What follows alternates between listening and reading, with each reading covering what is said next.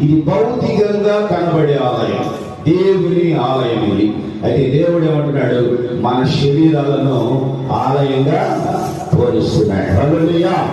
నీవు ఒక ఆలయమైతే ఈ భౌతికంగా కనబడే ఆలయాన్ని ఎలా పరిశుద్ధంగా ఉంచున్నావో, నీ ఆత్మకు నిలయమైన దేవుని ఆలయమైనటువంటి నిన్ను నీవెంత పరిశుద్ధంగా కాపాడుకోవాలి. హల్లెలూయా.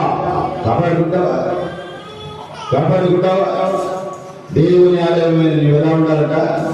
పరిశుద్ధముగా కాపాడుకోవాలి. ఎలా పరిశుద్ధంగా కాపాడుకోవాలి? మాటలను పరిశుద్ధంగా, చూపులను పరిశుద్ధముగా, తలంపులను పరిశుద్ధముగా,